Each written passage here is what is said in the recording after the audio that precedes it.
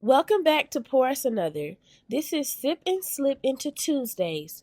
Short pours, real stories, and the kind of truth that sits with you all week. Today's story is about love, money, and what happens when appreciation replaces effort. And before we start, this listener shared his story anonymously. If you've ever given more than you were receiving, this might hit.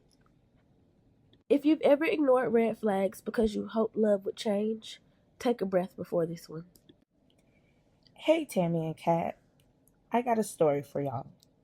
I'm a 30-year-old man, and I just walked away from a 2.5-year relationship and an engagement because the woman I was with was never who she claimed to be. Not even close. So, for almost 3 years, I was starving in a relationship. And I don't mean sex, I mean effort, affection, and presence. Anything beyond empty words. I appreciate you, but appreciation without action is just manipulation with good manners. Now let's talk about receipts. When she didn't have a car, I paid for Ubers. Then I bought her a brand new car with 0 miles under my name and my credit. I put her on my phone plan. No And lie, I understand why it's funny though, because you so green, baby. Not you out here fucking your credit up for some pussy. But I digress. Continue the story. I put her on my phone plan and bought her a new iPhone. When her roommate moved out, I paid half her rent every month. She asked me to move in, and I said yes. I still haven't moved in. Never been inside her spot, but I have to call her before I come over, even though I pay half the rent. I've tried, but every time it's an excuse. I pay for her child's daycare every single week. I don't even have a child of my own. Over time, I sent her more than $45,000. Birthdays, Christmas, gifts for her child, money for vacations with her sister and niece, TVs, jewelry, lingerie I never even saw her wear. And what did I get? Thank you. No time, no effort, no presence, no intimacy. She told me she was celibate. Meanwhile, she had explicit content online doing everything she claimed she wasn't. She said she wasn't that kind of woman. I didn't go digging. I found out because the phone bill was high. A 2 a.m. call lasting over 12 hours. When I asked about it, she got defensive, angry, and lied straight to my face. So I checked. The number belonged to a man I recognized. The same man she asked me to put on my car insurance as her sister's boyfriend.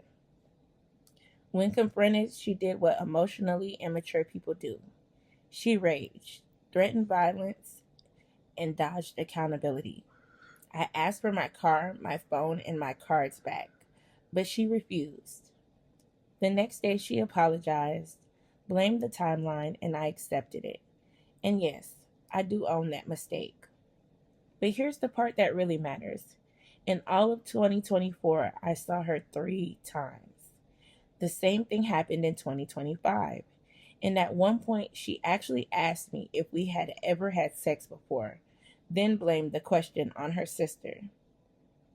That's not confusion, that's disrespect. I'm a truck driver. I own my own truck. I own my time. I told her repeatedly, if you want to see me, give me a heads up and I'll make it work. I invited her into my life, my family, and my world. Every time there was an excuse. Always a reason, always a delay. I suggested couples therapy. She agreed, then ignored the invite. So now I'm in therapy alone, cleaning up the damage I didn't create. And here's the uncomfortable truth. I knew better. The signs were loud, but I stayed because I was attached to the idea of who I wanted her to be, not who she actually was. And that's emotional abuse. Using gratitude instead of love. Using my resources instead of respecting my presence. Taking without reciprocating. I don't want perfection. I want consistency. I want a woman who chooses me when it's inconvenient, not just when it's beneficial. So I'm done.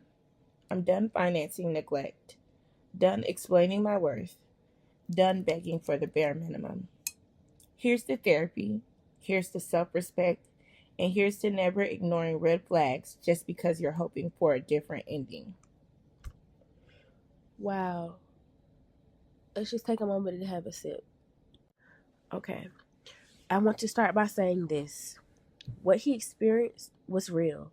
Being lied to, manipulated, and financially taken advantage of hurts. No one deserves that. And we can hold space for that while still being honest. I have so much to say, right? It's so much to unpack with this. Let's start at the very beginning.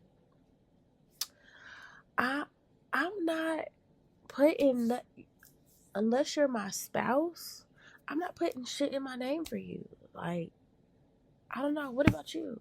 And you, I can't and you say is that. my spouse, babe. Like, I don't know. I am your spouse, but I can't say that. Like, I might have put a cell phone in my name for you, like, but I'm not doing a car. Oh, you're not gonna finance me a brand new car, 0 miles. And I'm not even trying to be funny, right? But it's just like at some point, right? We have to take ourselves out of the situation and look at the bigger picture. Like, we came into this with like very much red flags. Like, why is she dating and she can't afford these things for herself? These are basic necessities. You need a car, you need a phone. I don't necessarily agree. I feel like when you have a partner, your partner should be your helpmate, right? Mm-hmm. But your partner can't be the only one helping you and you're not helping yourself. Why do you need help? Why are you in this space that you need help and you think it's okay to date? No, you ate. Okay. Oh, I ate with that one. You did. So I agree. I feel like you should wait to date when you have more so like stability. Yes. Not you don't have to have your whole life together, right? Mm-hmm. But you can't be lacking like the bare minimum. Like you can't be lacking like your basic necessities. Mm-hmm. So another thing, like, yeah, I don't really feel like he's taking accountability, because even in the story, he's saying I'm only in therapy because this started out as couples therapy, and Shawty just didn't even show up. Like, do you really want to heal? Are you in this for yourself, or are you in this with like a hope that she'll still show up? That's a good point, but we won't know that. But I think it was good that she didn't show up, because now that he's able to do therapy on his own, maybe he's able to see the things that he couldn't see before. Like I always tell people, we teach people how to treat us, right? Mm-hmm. By the things that we allow. And he allowed a lot of foolishness. So in turn, she treated him exactly how he allowed. Absolutely. 100%. No one can do more than what you allow. Once you feel like you're at your wit's end, remove yourself from the situation. Like, it was so many points where he could have removed himself from the situation and he just chose to stay. Like, I have so many questions. A part of me feels like he's not done. A part of me feels like he's done right now, but that's based off of her reaction, like not coming to therapy, not showing up for him. But I feel like if she 100% said, I wholeheartedly want to be with you, I'm going to try to be different, let's do the therapy, he would be willing to work it out. You know what? I don't disagree, because from the behavior that she's shown, she's only in this for financial gain. Like, if it doesn't benefit her, she has no heart in it. There's no soul. She's not interested. Yeah, I mean, and at the same point in time, when is enough going to be enough? Like, why is it this thing that you have to put up and go through so much with somebody to have love? Like, why is it not a thing to have a breaking point in dating these days? Like, it's like you have to put up with all the bad and then you get this fairy tale good ending, and it never ends up that way. And I hear what you're saying, and people say like love is about sacrifice, but I don't feel love is about sacrifice. Love is hard work. Love is showing up for your partner every day. But hear what I'm saying, showing up for your partner every day. It has to be a partnership. Like, it can't be 0, 100, 20, 30. And some days it might be, but not consistently. Like, 3 years, and I'm First of all, I'm not asking you, can I come over your house? I'm pulling up. Hey, babe, I'm outside. I'm not, Lord forgive me, right? I'm not paying anybody's daycare outside of them gremlins that crawled up out of mine.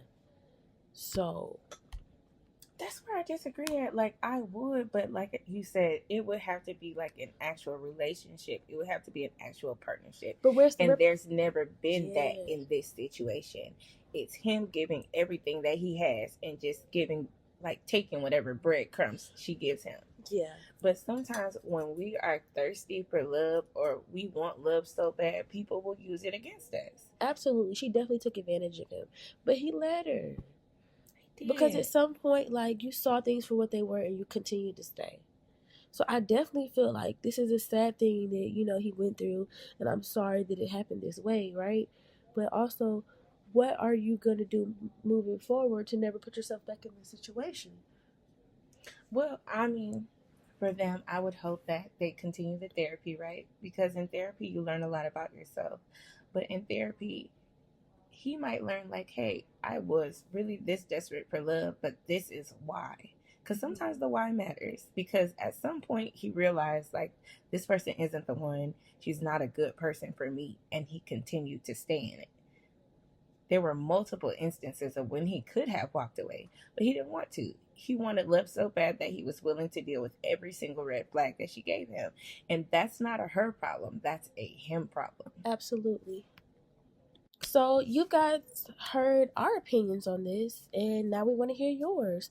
What would you have done in this situation? How would you move going forward? And also just send us your love stories so you can be featured on our next podcast. Drop your opinions in the comments and be on the lookout for our next episode. If this story stirred something in you, sit with that. Discomfort is often clarity trying to get your attention. Being understanding doesn't mean being available for disrespect. Love should never require you to disappear. At some point, accountability becomes self-care. Not for what they did, but for what you allowed to continue. If you're listening and seeing your own relationship in this story, let this be your reminder. Consistency matters more than promises. And you don't have to earn basic effort.